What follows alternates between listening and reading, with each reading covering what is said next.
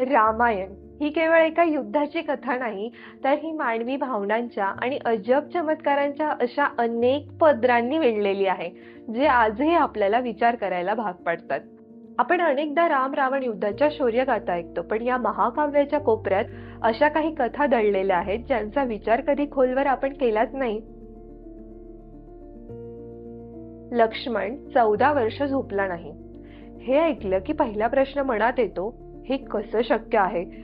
सलग 14 वर्ष कोणतंही शरीर विश्रांतीशिवाय कसं राहू शकतं? याचं उत्तर दडलंय एका देवीच्या भेटीत. ती होती निंद्रादेवी, म्हणजेच झोपेची अधिष्ठात्री देवता. जेव्हा लक्ष्मण वनवासात रात्रदिवस धनुष्यबाण घेऊन पहारा देऊ लागला, तेव्हा त्याच्या शरीराला थकवा जाणवू लागला. पण लक्ष्मणाची जिद्द मोठी होती. त्याने निंद्रा देवीला विनंती केली, देवी, मला 14 वर्ष झोपू नकोस, कारण मला माझ्या भावाचे रक्षण करायचं आहे. पण निसर्गाचा नियम मोडता येत नव्हता. लक्ष्मणाच्या वाट्याची झोप कोणाला तरी घ्यावीच लागणार होती, आणि ही जबाबदारी आनंदाने स्वीकारली त्याची पत्नी उर्मिलेने. अयोध्येच्या राजवाड्यात उर्मिला सलग 14 वर्षे झोपून राहिली, जेणेकरून लक्ष्मण जागा राहू शकेल. पण इथे एक मोठं रहस्य आहे. लक्ष्मणाचं हे न झोपणं केवळ भक्तीसाठी नव्हतं, तर ते एका विजयासाठीही गरजेचं होतं. हा विजय कोणाविरुद्ध होता? तो होता रावणाचा मुलगा इंद्रजित विरुद्ध. इंद्रजित ज्याने इंद्रालाही हरवलं होतं. त्याला असा वर होता की त्याला फक्त तोच मारू शकेल जो 14 वर्ष झोपला नाही. विचार करा, रावणाच्या संपूर्ण लंकेत असा एकही योद्धा नव्हता जो इंद्रजितला हरवू शकेल, फक्त लक्ष्मण सोडून. उर्मिलेचा तो सायलेंट त्याग नसता तर इंद्रजितला मारणं अशक्य होतं. आता वळूया त्या भव्य रामसेतूकडे. समुद्रावर दगड तरंगले. हे ऐकून मनात शंका येते ना, हे कसं शक्य आहे? लोक म्हणतात हे केवळ राम नामामुळे झालं. पण यामागे 2 महान कलाकार उभे होते, नल आणि नील. हे कोण होते? हे केवळ वानर नव्हते, तर ते देवांचे मुख्य शिल्पकार भगवान विश्वकर्मा यांचे पुत्र होते. जेव्हा प्रत्यक्ष भगवान विष्णू राम होऊन पृथ्वीवर आले, तेव्हा त्यांना साथ देण्यासाठी स्वर्गातील देवांनी आपले अंश पृथ्वीवर पाठवले होते. विश्वकर्मांनी आपली इंजिनिअरिंगची कला नल आणि नील या आपल्या पुत्रांच्या रूपात वानर सेनेला दान केली होती. म्हणूनच या पुलाच्या प्रत्येक दगडात विज्ञानाची दृष्टी आणि देवांचा वारसा दडलेला आहे.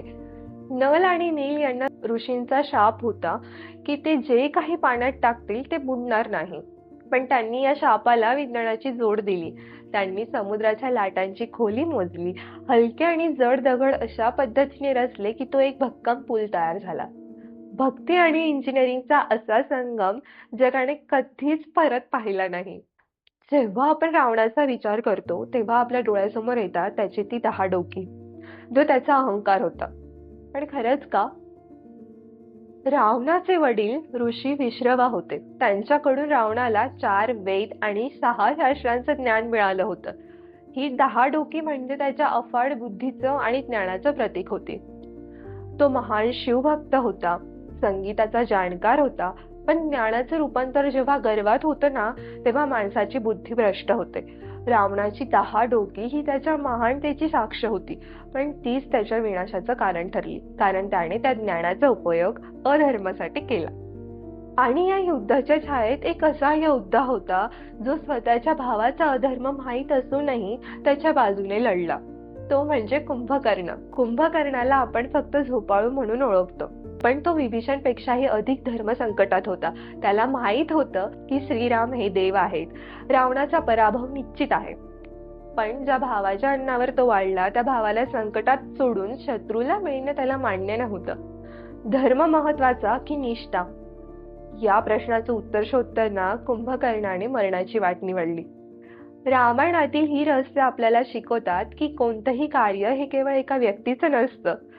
श्रीरामांच्या विजयामागे उर्मिलेचा त्याग होता, लक्ष्मणाची जिद्द होती, नल नीलचं कौशल्य होतं, आणि अगदी कुंभकर्णासारख्या शत्रूची निष्ठाही होती. रामायणातील ही गुपिते तुम्हाला कशी वाटली? मला नक्की कमेंटमध्ये कळवा. तसेच गेल्या वर्षी रामनवमीच्या निमित्ताने मी रामरक्षा स्तोत्राचे महत्त्व सांगणारा एक विशेष व्हिडिओ बनवला आहे. जर तुम्हाला रामरक्षेतील शक्ती आणि त्याचा अर्थ सविस्तर समजून घ्यायचा असेल तर तो व्हिडिओ सुद्धा नक्की पहा. त्याची लिंक मी डिस्क्रिप्शन मध्ये दिली आहे. भेटूया अशाच काही नवीन आणि रंजक विषयांसह.